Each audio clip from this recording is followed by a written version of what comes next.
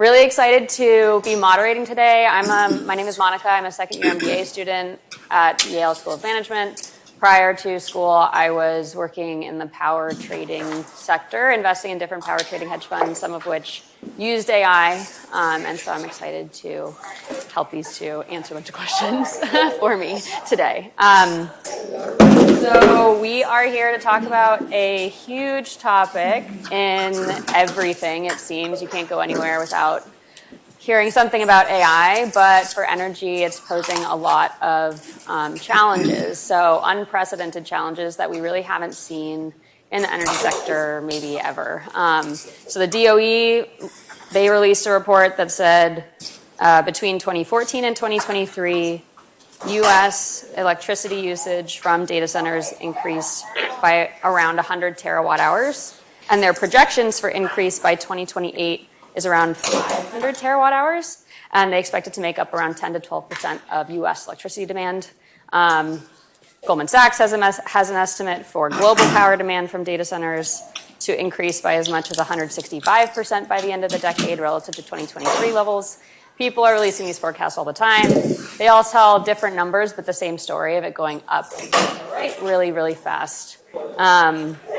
We even have, this is interesting, we even have OpenAI writing directly to the White House about the current state of electricity in the US. This is from a letter from OpenAI last week that says, the US currently leads the world in developing artificial intelligence, but limits on how much electricity the US can generate to power AI development threaten both our ability to seize this once-in-a-century opportunity and our advantage on the most consequential technology since electricity itself. So basically, we need a lot of electricity. We need it really fast. And this power surge is raising questions of national security and economic competition, but also for decarbonization. Electricity is a huge emitter globally, and this increase in energy demand is a challenge for meeting decarbonization targets. But at the same time, AI is also presenting immense opportunity for the grid and for the energy industry. Because of this AI boom, people are talking about this like sleepy system that nobody really used to care about except for like electrical engineers and some energy nerds. So some really powerful people are talking about electricity now, which is great. And also we have companies and entrepreneurs developing really innovative solutions to incorporate AI into the operations of the grid and the energy industry. And hopefully these solutions can help to modernize that old clunky system into one that is more flexible, more efficient, more resilient, and move us closer to the Internet of Things, electrification, and hopefully decarbonization. So today, we will try to address this huge question that could probably be like a multi-day conference on its own. But can we create a decarbonized energy system that both supports the expansion of AI and thrives because of that expansion? So I do not have to answer this question. I am joined by two great panelists. Our third panelist, Asaf, unfortunately could not make it today, but we have Marissa Galizia from Voltus. She's the Senior Director of Partnerships, and Jacob Mansfield, the CEO and co-founder of Tierra Climate. Really excited to have a discussion with you both today. It would be great to start by just having you introduce yourselves, your companies, where you sit in the grid ecosystem, because it's actually, there's a lot of different areas, even just in electricity itself, and what you do. So let's start with Marissa. All right. Hi, everyone. I'm Marissa Galizia. I am one of the leaders of the partnerships team at Voltus. At Voltus, we aggregate all kinds of distributed energy resources, primarily behind the meter, things like everything from residential thermostats and batteries and EVs to commercial batteries and big commercial and industrial loads. And we aggregate that capacity and bring it into all 9 of the wholesale markets across North America. In terms of where we're kind of in this ecosystem and in the AI conversation, especially is one of the resources that we can flex is data centers. And we've also introduced a new concept recently called Bring Your Own Capacity, which basically allows us to go and recruit flexible resources, commercial or industrial, in the area where a data center may want to develop, and use the wholesale markets to create capacity credits, which can then be transferred to the utility. So this allows the data center to get interconnected more quickly, creates that needed capacity for the grid, and also creates additional dollars for the local businesses and consumers in the community. And Voltus has a long history of recruiting demand response assets. It was actually started by some former Enernoc leaders, and we have a team across the country operating in all of those 9 markets doing that today. So excited to dig in more on this with you both. Amazing. And I'm Jacob Mansfield. I'm CEO and co-founder of TR Climate.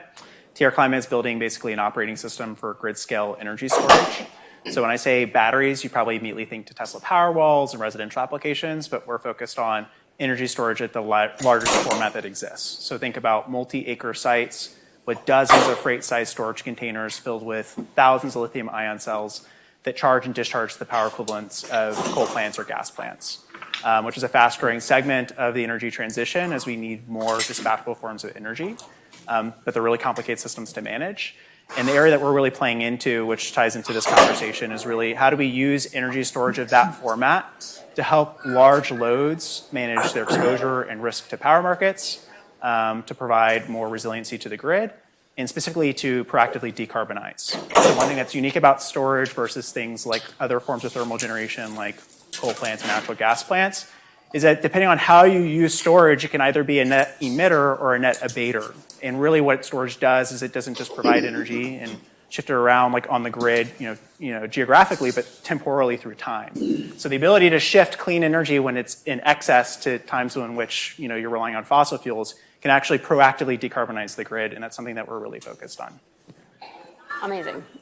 We will kick it off with a pretty broad question of just what challenges are you currently seeing from AI proliferation? We can talk all day long about like future problems and how bad things get, but like you guys work on the grid every day. You see the dynamics. What are you seeing currently from this AI push? And what does that mean for decarbonization? We can start again with Marissa. Okay. Well, yeah, one of the kind of most basic problems, I guess, is just, increasing demand and not enough supply on the grid. Often the problem is not necessarily only the generation, but the transmission and distribution, actual like poles and wires capacity to transport the electricity around. This is kind of across the country becoming a bit of a reliability challenge, but especially we're seeing in PJM and MISO, which is like the mid-Atlantic and Midwestern wholesale markets. Like these markets have cleared at or near the cap in the past couple of years, and that's just driving capacity prices through the roof, and it's really starting to affect homes and businesses. And so, demand response is one of the ways that they can help get a little bit of that money back by participating in programs. I think another area of challenge is, of course, just like interconnection queues building up. And, even when we have behind the meter storage projects, they're often waiting years to be able to get connected. And then emissions. So, data centers, one of the things about them is they need to have super high uptime and reliability. And so they often use generators today to provide that reliability, and they have to test those generators quite often. And so those things, do produce emissions. Often they're using, traditional fossil-fueled generators. And so, one of the good things we can talk more about is like we are starting to see more movement towards using batteries for that. But I think one of the challenges is that there is also this thing that they may also start to use more and more generators as we scale data centers. Yeah, I think your initial comments framed the discussion very well. Some things that I've seen is basically over the last 20 years, annual load growth has been less than 1%, so like 0.5 to 0.8% annually. In some places in the US, like Texas, it might be 10% annually. In other parts like Virginia, it might be 3 to 4%. It's at a level we haven't seen since World War II. So, and I think from a national security conversation, like AI is seen as paramount to us continue to win in the technology arms race, perhaps militarily, with other types of autonomous things. So it's like seen as mission critical that we win on AI. And to your point, like I guess as OpenAI even mentioned, the bottleneck is really energy. How do we meet that demand and how do we provide enough resources to actually meet the growing demand? But the other thing worth noting too is I think even beyond AI, there's a lot of other load growths that are compounding the problem. Like right now we're going through a process of industrial reshoring, bringing a lot of manufacturing back to the US, which is energy intensive. Electrification, bringing everything that used to be scope 1 emissions, like burning fossil fuels and electrifying those processes. All these things are going to increase demand and they're all happening basically at the same time. So the challenge there is like, what do we do? Do we just build more resources? That seems to be problematic because of capacity issues. I was just at a conference last week for energy storage and someone was saying the single biggest challenge to building these resources is getting these resources accredited for capacity. And in some markets like Texas and California, there's 72% of all the batteries built in the US. Texas, for instance, has about 12 gigawatts of energy storage. In PJM, which covers the mid-Atlantic region of the United States, it's the largest power market in the United States, there's 300 megawatts of batteries.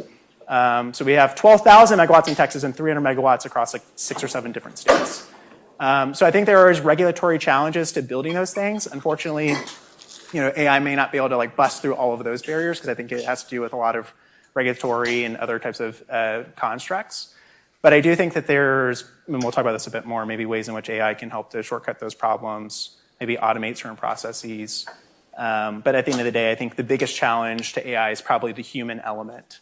And how do we navigate building out this system when humans are involved that are slowing things down? That's an interesting way to take the conversation. I think a lot of people talk about just like, this load growth problem, but it goes so much more beyond just like, we have more electricity demand. It is really like a bigger question and involves a lot more variables than just like the machines themselves, right? So let's like flip to the other side, the more positive side of the conversation, which is AI is really cool. I mean, it provides opportunity for so many things. So what benefits are you seeing from advancements in AI and how we can incorporate that into the grid and help to promote decarbonization? So Jacob, I think you probably have, because of what Tierra Climate's doing, like let's start with you and yeah. Yeah, sounds good. So for us, I mean, the way we deploy AI in our systems is really in the forecasting component. So kind of a rundown of what we do exactly. So we provide software to dispatch energy storage systems in competitive wholesale power markets. So power is kind of unique in that as a consumer, you may not think about it, but behind the switch is a wholesale market with spot prices that's constantly balancing supply and demand. And people are trading around those markets actively, trying to make money, to increase efficiency of those markets. And so where energy storage comes into play at that level, at the transmission level, is actually as a market participant, buying and selling electricity, providing different services. And so what we've built out in-house is a whole suite of forecasts where we're actually forecasting where prices will be over the next 48 hours. That actually feeds into optimization that determines a sequence of trade-offs and different services the battery provides over a period of time. And then we actually then participate in those markets and bid and offer based on different services that clear, and that determines how much money the battery makes. Two areas where we see AI really adding a lot of value. One is, I think, in terms of accuracy. It used to be that you could build linear regression models and you could use production cost models, and it took a long time to get to precise results. I think now using AI and especially graph neural networks, we can basically create inference models that are super duper fast. We're updating them like every 5 or 15 minutes. It's giving us some sort of flexibility and agility and being able to navigate these markets that are constantly changing. So that's one thing.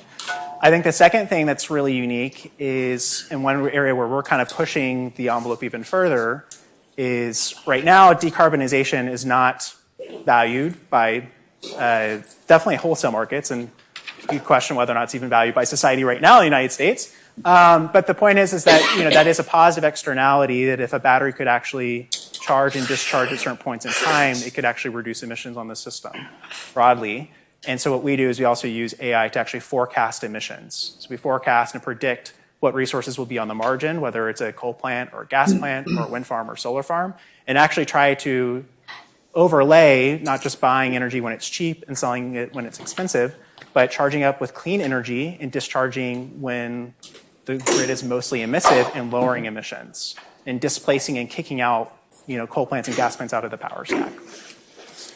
Before I go to Marissa, I just want to double click on this whole concept of I think sometimes when we talk about storage, we especially, maybe if it's co-located, it's easier to talk about it being charged with renewable stuff, but I think storage is oftentimes built into the clean energy transition and just oh yeah, it can be clean, but you guys have done a lot of research and promotion of the fact that it depends on how you use the asset, right? And do you want to just give a very basic example of how some companies run their batteries today in a different way from Tierra, and just what that means?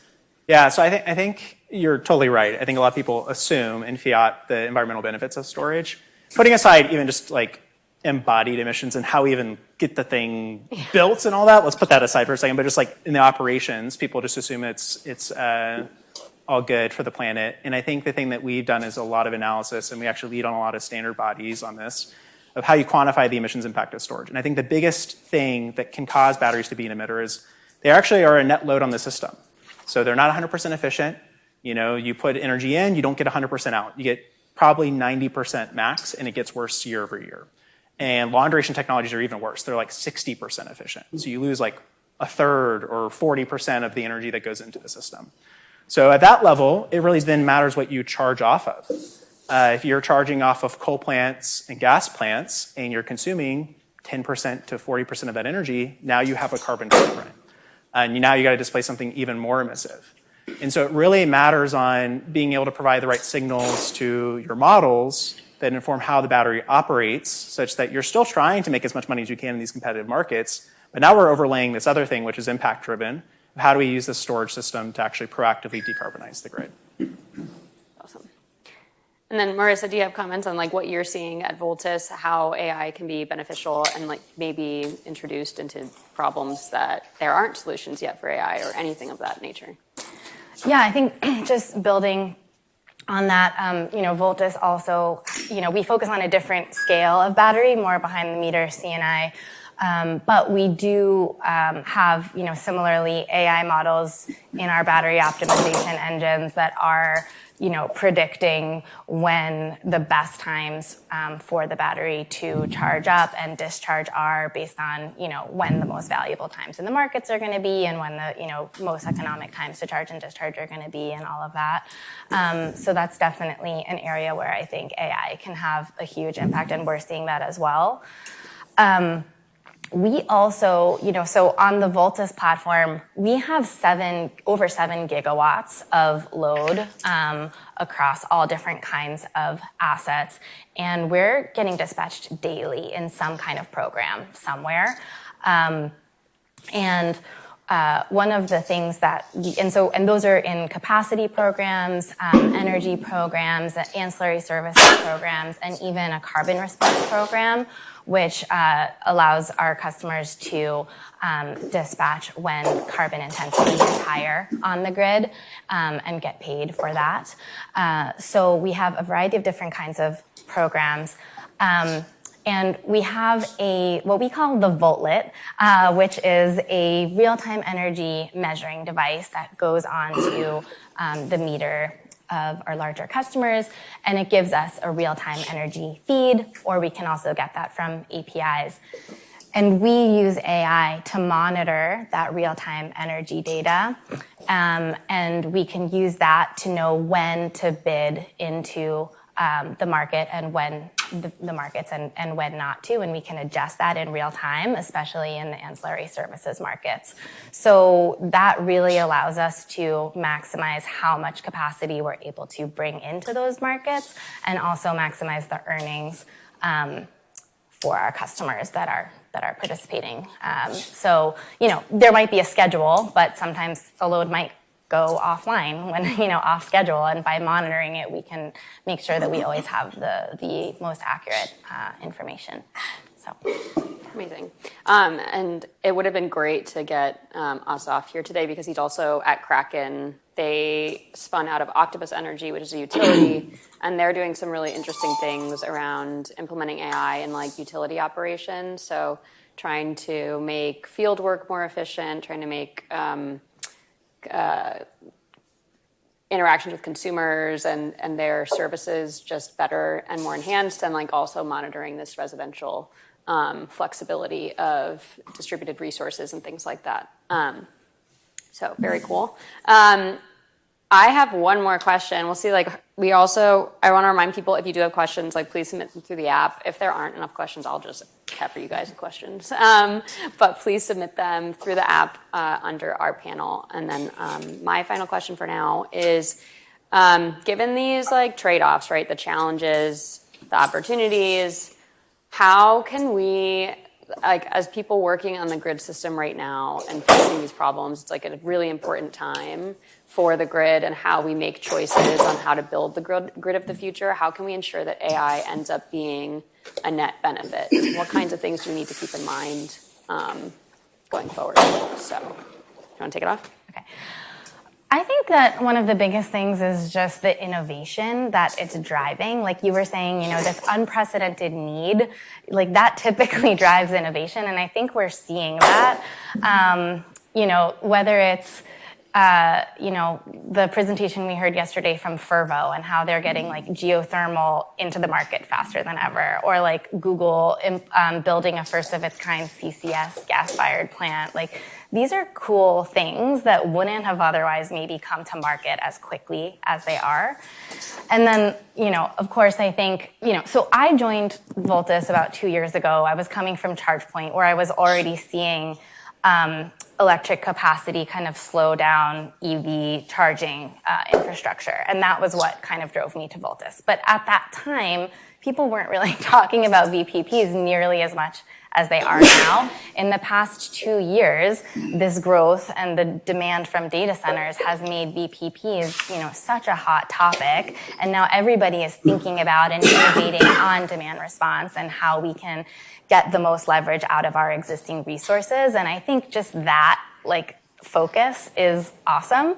And, VPPs are great because they're efficient and, they have a lot of capacity, right? RMI just published a report saying that by 2030, 20% of electricity demand could be provided by VPPs, and that could meet 100% of the forecasted load growth from data centers, which is incredible. But the other benefit of VPPs is that it just makes our grid more flexible and resilient to be able to be ready for intermittent resources like wind and solar better than we were before, because it can flex, it's modular, it can work at various levels, the transmission level, the distribution level, and so that flexibility, I think, will have a lot of benefits to us long term as well. And so, I think it's really about, the technological innovation and also the business structure innovation and partnerships that this need is creating. So, again, coming back to this BYOC, bring your own capacity concept that Voltus has been talking a lot about recently, it's not necessarily new in the sense of demand response has been happening forever, but it is a new structure for contracts that hasn't really happened before, and that kind of innovation is really helpful. Yeah, I would just add, I think you already touched on it, but it has enabled a lot of technologies to be moved forward in time in terms of deployment, like a natural gas plant with carbon capture and sequestration. Like, would that have happened like in the next couple of years? I mean, I don't know, but like now it is because there's desperation and need for, well, we need generation. Maybe natural gas is the only option, and now we also want to like mitigate the negative consequences of natural gas by doing CCUS. So that's incredible. I think, you know, what is it, the phrase like necessity is the mother of all innovation. Like there's an element in which like we are trying to wring everything we can out of the system. And when you look at basically on a global scale, like 70% of all the solar that's been deployed in the world has happened in China. We can't beat them in terms of transmission lines and building generation. You know, there's a lot of challenges and impediments to moving at the speed and the scale that other countries can.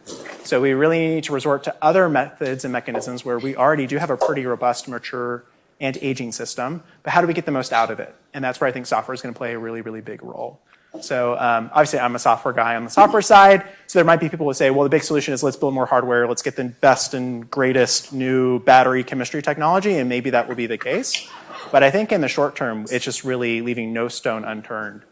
For storage, I think it's, you know, it's interesting because front of the meter has had a huge, it's already been riding a huge wave. 4 years ago, there's probably less than a gigawatt of energy stored in the grid. Now there's probably around 30 gigawatts of storage, so it's grown pretty massively.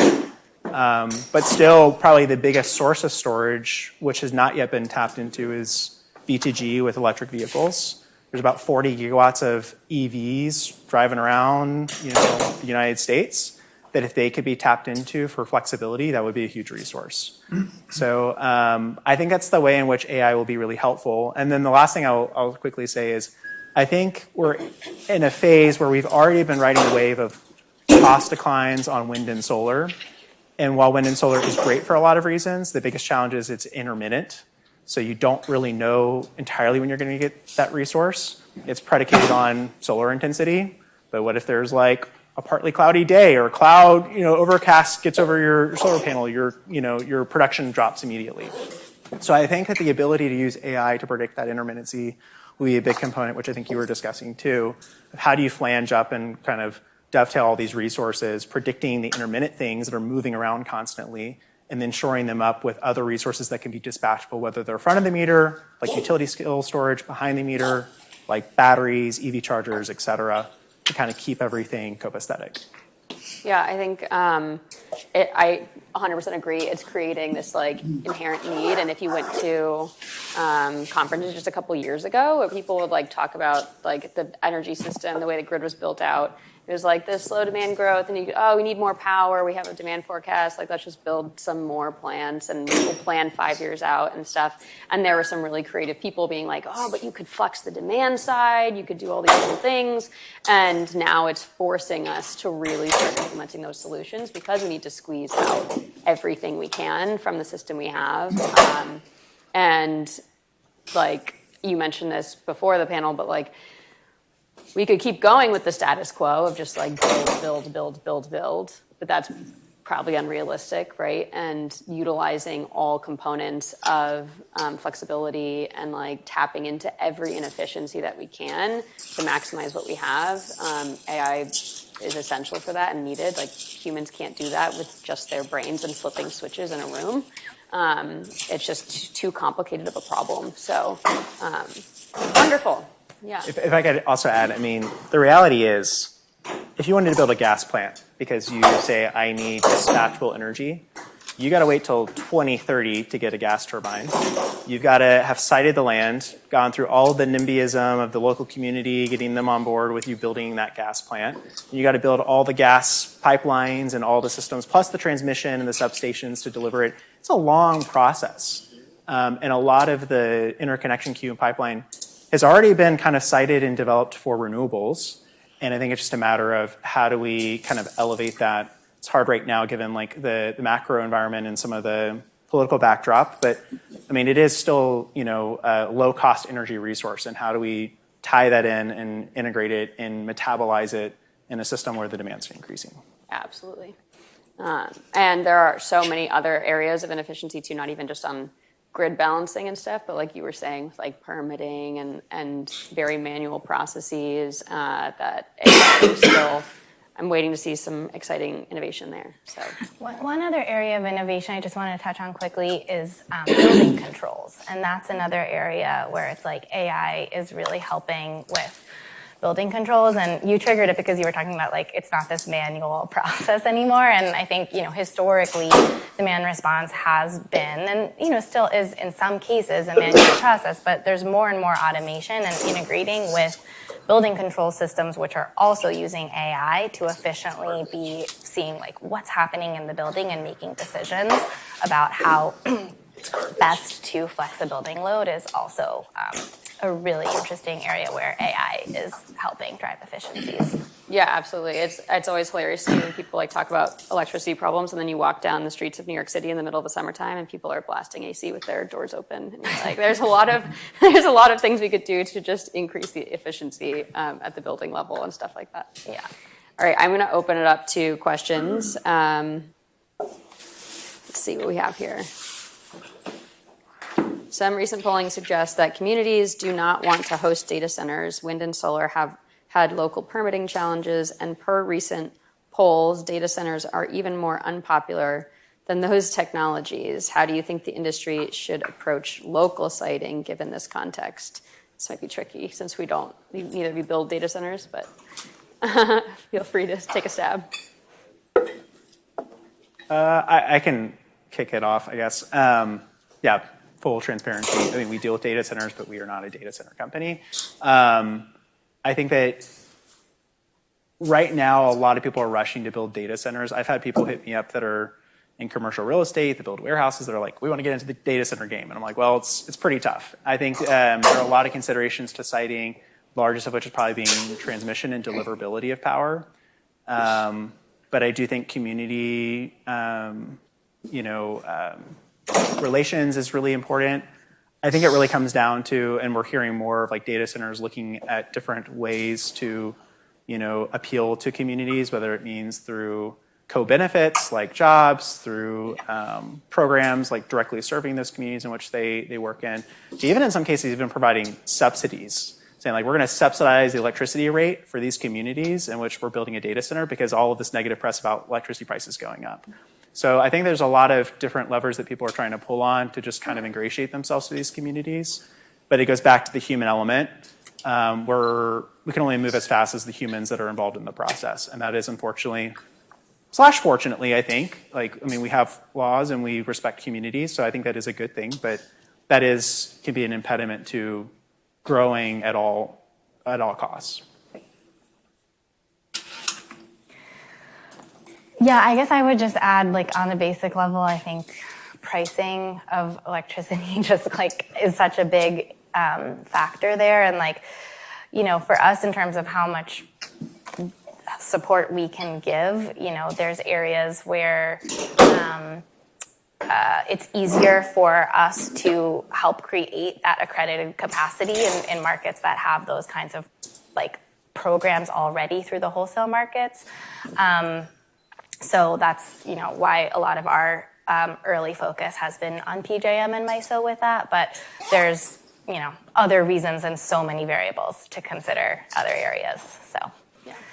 If I can add one more thing that just popped in my mind. So when we started our company, a lot of conversations that we had with large corporates was around additionality, which is a core principle within sustainability of, you have a status quo, and now we're going to do something to deviate from the status quo, and hopefully that makes the planet better than it would have been in a counterfactual. We're now having conversations with people about additionality stories from a reliability perspective. And so I think there's a lot of companies that are thinking about how do I undertake certain projects like energy storage, both for managing costs and power market risk and for capacity. But I want a really good story of saying, I brought all these projects to the grid. I made sure that the grid didn't have a blackout. All these resources are helping everyone. And it's kind of a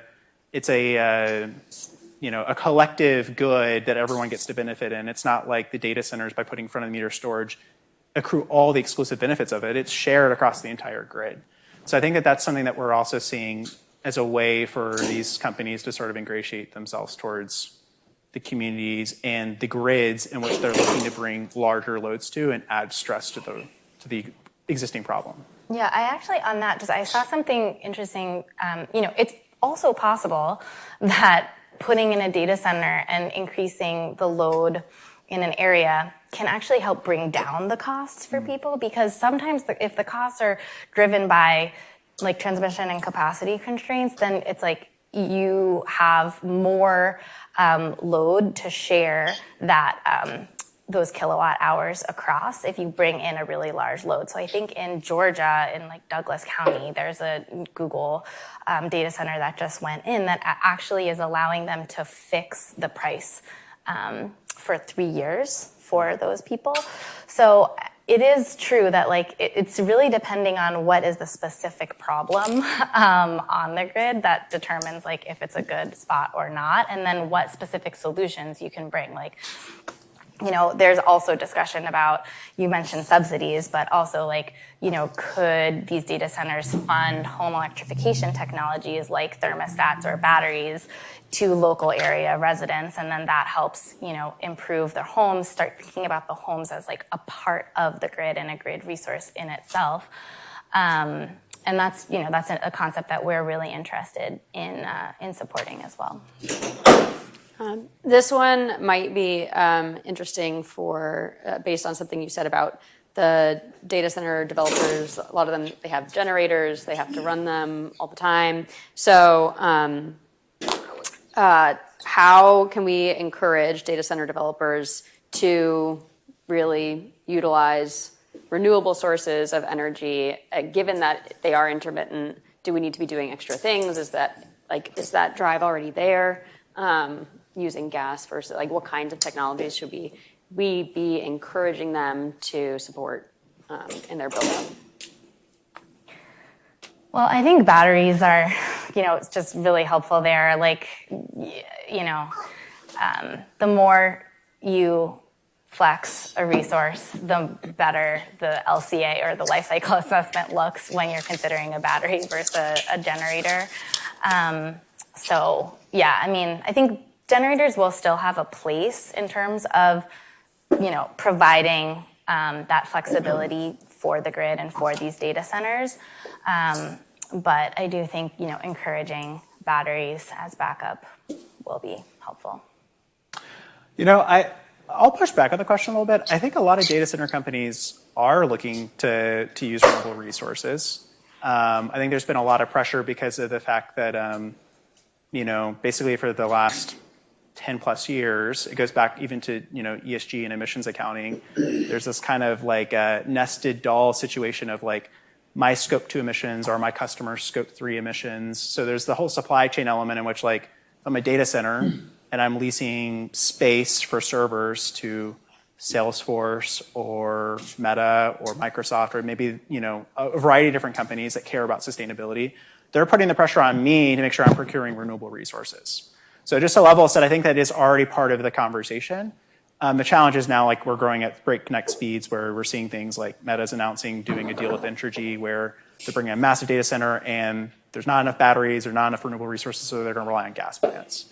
And that's obviously less than ideal given, their ambitions to also be decarbonized. One thing I will say is that right now we're at a very interesting moment. It's something that we're actually really involved in, which is those sustainability standards are being revised for the first time in a decade. And the way that we even think about being decarbonized is changing from, used to be able to procure your renewable energy and on an annual basis just kind of line it up and say, yep, I'm 100% renewable, clean energy powered. And now we're moving towards hourly matching, meaning that hour for hour, you have to actually line up your load with your renewable resources and be able to say, do I actually have enough renewable resources to meet me at hour ending 9 o'clock? Or am I trying to claim that I have enough solar for the entire day? We play a big role in that in terms of using storage to shift energy around to meet temporally times of day when people are consuming energy. And then there's also another approach that's in discussion, which is kind of more abstracted out, which is just using emissions rates and saying, well, I don't really care about time of day. I just care about the amount of tons of CO2 in the air. And I want to take climate actions with different resources that just match the equivalent of what I otherwise would add into the grid. So I think there's a lot of nuanced conversations around this. Can't obviously go fully deep into it. But I think there are a lot of thoughtful partners in the data center space that are trying to do both. And it's a very difficult job of maintaining their sustainability targets while meanwhile still growing the loads within their business. Sustainability folks are not in the position to tell the business folks, hey, stop slowing down your data center growth. That's inevitable, and they've got to work around how to meet the rising demands of their organization. Definitely. This is a big question that I have, and someone in the audience, some people have. There is a lot of talk about AI being in a bubble. So I guess the first question is like, do you think that there is a bubble, or are these forecasts kind of, you believe that they will happen? And then if the bubble bursts, like, what does that mean for who floats the bill for build out, or supply capacity investments that may no longer be needed? Like, what would the consequences be if there is this bubble that suddenly gets burst for whatever reason? As I kind of said earlier, fortunately, I don't think all the load growth is just data centers. I think it's buttressed by a lot of other converging trends, like, we're wanting to manufacture everything in America, and all these things, and people are bringing manufacturing to the U.S. It's electrification. It's multi-pronged than just data centers. So I don't think the problem is going to just go away if data center load forecasts get cut in half or even cut down to a third. I think we're still going to have probably some load growth challenges. That being said, do I think AI is a bubble? I mean, I think that the big challenge is like, there's a lot of like, we need to win these categories, but it's unclear what the moats are for defensibility. I think a lot of folks have competing fundamental models, but it really comes down to like, how much mental space do these people reside or like have in terms of customers? Like, I use ChatGPT. I don't really use Grok or use Gemini or any of the other ones, but I mean, do they have equivalent capabilities? Probably. So I don't know the extent to which this will be monetized, and then that cascades down to like, you're spending hundreds of billions of dollars on CapEx. Are you going to get the return in terms of those service offerings going forward to justify the investment that we're making in the here and the now? I don't know. Yeah, I agree with the sentiment that, it may be that the forecasts are overblown right now, but there's still a huge growth in demand, and we're still very far from where we need to be. So, so much of the work that is happening right now is needed. And I think, again, it's agree that it's not just data center load growth, it's electrification of homes and cars and everything.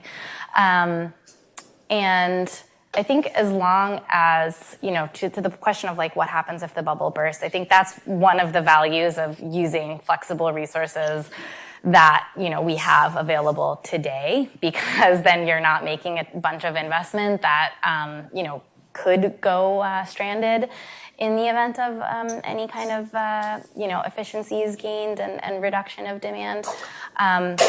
But also the innovation around renewables and geothermal and CCS and all of that stuff. Like, that's all stuff we need anyway, and we have so much room to, if we can like expand our storage and our renewables and clean resources, that, then if we have it, we can start maybe winding down some of the fossil fuel generation that we have. So it could really still be a win-win. Yeah, 100%. And that doesn't even, the fossil fuels one thing, also just really outdated infrastructure. So it's like, if we overbuild, if we do, like maybe we could start to take down the things that probably should have been taken down already and are still running and still operating on the grid.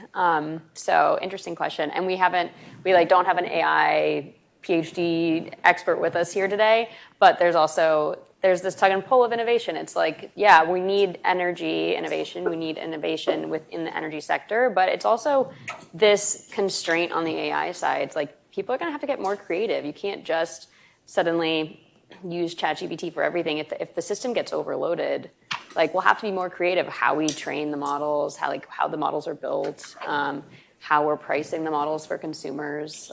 Because right now, the status quo is maybe not the future that we can sustain. It's easy to like kind of abstract these things in an ivory tower, but like on a consumer level, I read a study from MIT that said the average prompt for ChatGPT consumes the energy equivalent of running a microwave for a minute, or it's like a minute and a half. So like, it's kind of a lot of energy when I put it in that perspective. I mean, it's not like turning on a light bulb. It's like, okay. So I think from that perspective, I think it does make me second guess how intrinsically tied am I to using this all the time for all of the work that I do versus like, limiting that. It's an interesting point though, because then it comes down to like some of these age-old questions about like efficiency and how you should think about like your lifestyle and with regards to energy use. And like, you know, is that going to be something that we start thinking about? Like, oh, I need to use my AI really efficiently. There's like that side of it, of course, like valid, interesting future potential. But there's also just like, how are the developers of AI going to make it more efficient, and like how do we, and they're obviously feeling that pressure right now. So just like any technology gets more energy efficient over time, I do expect eventually AI will as well. This is an interesting one around security. I don't know if we'll be able to touch on exactly this question, but we can certainly touch on the consequences of security in AI. But any ideas on how to maintain data security and privacy during this mass AI expansion, especially as we begin to monitor household electricity production and consumption? And like, what does AI being implemented into the grid mean for security? That's a great question. It's a hard one. It's a hard one. I don't know if we have the answers yet. Yeah, I don't feel like I'm an expert on that, on AI and security. I'm going to not answer the question, but take it in a slightly different direction, which is I think AI is really useful for certain applications and not for others. So like for, at least when we deploy utility scale assets into the grid, we're not using AI for the decision making. We're using a different discipline. We're using convex optimization. We have certain constraints that reflect market rules and the physical limitations of batteries. AI is providing inferences, and it's like a crystal ball that's predicting the conditions on the grid. So it's an input into a model that has a bunch of guardrails and is like really trying to automate decision making in, you know, a timely fashion, but has a lot of rigidity to it in certain ways. And so it's not like I think AI is going to be making all these decisions, you know, willy-nilly, which is a bit different than I think the question was getting at, which is like use of data, training and models and all those sorts of things. Like for us, we use publicly available data, so that's not as much of a risk for what we do. You brought up something really important, though, and interesting. I think having worked in the space, it seems a little bit obvious that AI does have limitations. But for people maybe like listening to the audience have never thought about the intersection of AI and energy, you're like, oh, AI can solve all these problems, and that's fantastic. But there are definitely physical limitations. So like, what are some of those limitations? How far can AI go? What is it good for, not good for? That kind of stuff. Yeah, I mean, so like as I was just saying, like when you're trading in power markets, there's a game theory element, but there's also like consistently evaluating trade-offs and different opportunities, especially when I'm using, let's say, a battery can participate in half a dozen different things at any given moment in time. It's sequencing those activities, it's evaluating the trade-offs, and it's trying to optimize for the optimal value across the entire period of time. AI isn't really well suited to do all of that decision making. It's really like, for us, when we use graph neural networks and stuff, it's training based off of like, you know, patterns that it's seeing, and it's trying to make inferences. But it's fundamentally different than like the decision-making component, which is where we're bringing in other types of models. So it's really, again, kind of like it's seen this pattern 100 times in a training set. It's predicting this thing's going to happen. Great. We think that that's what the conditions will be and how things will play out, and then we're going to operate accordingly in that manner. So that's where it starts and kind of ends for us. Any thoughts? I don't think I have anything to add on that one. Yeah, I feel like one interesting thing I saw in like my prior work was just exactly that. Of the energy electricity system is a really interesting, requires a really interesting application of AI because it only goes so far. Like you are dealing with a physical system that you're trying to optimize. It's not just like these digital decisions or like advertisements or like something that is much more, it has, if it goes wrong or if it predicts something that's out of scale, like the consequences are maybe like a little bit smaller. It's not tied to this physical system that could literally shut down. So it is a complicated area where you have to tie in those physical models and like different kinds of science-based things on top of AI. Sorry, can I double click on that question? Maybe to specify, let's say, generative AI. So it was actually in my question on, are you using generative AI to think about like what the rules of the game should be in the future, or even how you design your systems so that they are, let's say, 5 years from now when market conditions are different that way? So not for the real time. I understand what you're talking about is more like machine learning, but really like kind of strategy almost, kind of like that. Yeah. I can respond to that. I mean, I think that AI will play a role in even Gen AI of being a co-pilot, not an autopilot. So some of the ways that we think about this is like, in my prior role, I worked on a trading floor, and you have a bunch of different people doing various different roles. You have a bunch of traders trading different terms through the forward market. You have fundamental analysts, you have quants, you have all these different people doing different things. There are probably a lot of things where like it can synthesize information, and we're even evaluating this like basically like a fundies analyst, which is basically like an AI agent that's like evaluating market conditions and trying to explain what happened in the market and why the battery did what it did. Or a quant AI agent that's evaluating like what kind of changes should we make to our models based on backcasted performance and where we think future performance will be, and recommended changes to strategy. So I think it could be used for those things, but it's never going to, I think, supplant the risk management aspect of a human that needs to be in the loop. It's going to be a co-pilot, not an autopilot. On that note, there's probably some people in the audience who are like, it's maybe younger in their career and want to be in the energy sector. What are your tips for being on top of this clashing of like AI? How do you stay relevant in the energy space with AI? Any advice there?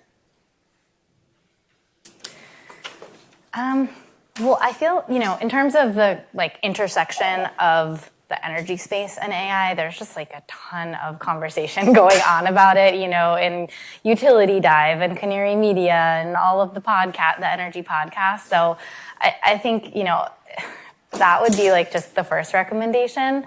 In terms of AI, like more on the technical side, I'm sure you're better to speak to that than me, just in terms of like if you're actually wanting to get more into the tech side of it. Yeah, I know we have a lot of people even from like the Yale College and stuff here, and I am the least technical person on my team. So I do want to be a little bit self-deprecating there, but I think that in the energy ecosystem broadly, there's a lot of entry points for folks to get in. There's a lot of concern around like AI is pulling up the drawbridge and making it harder for people to break into certain industries and certain roles. I think energy, and unfortunately, it's still a pretty archaic industry. So there's some uptake in certain places and startups and stuff, but I think broadly speaking, there's plenty of roles and opportunities to get in. For me, I found that it wasn't until I worked in the industry that I was really drinking from the fire hose and learned a ton. We're talking about things that are around things like capacity markets and wholesale power markets and transmission versus distribution. And we're kind of doing it just kind of like it's the back of our hand, but for folks who aren't, well versed in that space, might be harder to pull up like a Brattle Group report explaining how wholesale power markets work, or reading and just getting that from Canary Media or Heat Map or David Roberts Volt's podcast or whatever. So I think there's no substitute for just doing it and being in the space, which may sound easier said than done, but I think there's a lot of entry points to break into that space and just get your feet wet and start learning. Actually, just adding to that, I think an interesting application of AI is just how it helps you learn faster. Yeah. So, I'm also relatively new. I'm 2 years into my wholesale markets and VPP career. And so I find myself like using AI to just search for, questions that I want to learn more about. And then it synthesizes for you a lot of different sources. And so it does kind of help you learn quickly when you use it as a tool for that. Yeah, we've used it also anecdotally in terms of like a lot of what we do gets into nodal protocols, which is like all these multi-100-page documents of all these rules and things. And it's like, we're a small startup. Like we don't have like like a full-time person dedicated to that. So you just throw it in ChatGPT and then you set up a bot and you just basically you can ask it different questions and it's synthesizing all the information. Just tell me like directly reference things. I don't want hallucinations. And it does a pretty good job. So there are different ways too in which, yeah, I think to enhance your productivity, you can use it, because there's tons and tons of information, like more than you really need. And like, unless you're an electrical engineer and you focus on power systems and how they work, like for me, I was like an econ major. So like getting into these markets, understanding how they work, I do think AI perhaps lowers the barrier to entry from a learning perspective. Yeah. Yeah, and you can figure out more quickly too, like what is interesting and what's not interesting, right? Like you can listen to a podcast, you're like, that seems really interesting, and you start Googling stuff, you start like reading the ChatGPTs, clicking on the sources, and you're like, actually, I'm falling asleep, so maybe it's not, maybe this is not the one niche area I want to be in, and I want to do something else in energy and AI. We have one last question, and it's pretty basic. Are you an AI optimist in terms of energy? That's a slower response than I expected. Yes. I hesitate because I do think it makes the issue immense. I remember when I was in business school, thinking about starting a company, I reached out to, actually got connected through a professor to the chief sustainability officer of one of the tech giants. I won't say which one. And he said that when he started in his job, they set a net zero target. The next year they hit it. And then they started going from building data centers every few months to every month to now basically expanding or adding data center capacity every single week. And he got so far with their ski tips, he said, "We're fucked." And he was like, "This is terrible." Part of my French. And I think that is a serious reality that people are coming to grips with is like the growth is enormous and immense. And I think that is really challenging. But I'm hopeful that human innovation will help to solve that problem and, again, wring everything we can out of the sponge such that we don't have to resort to building all the stuff that maybe doesn't get used or all those sorts of things.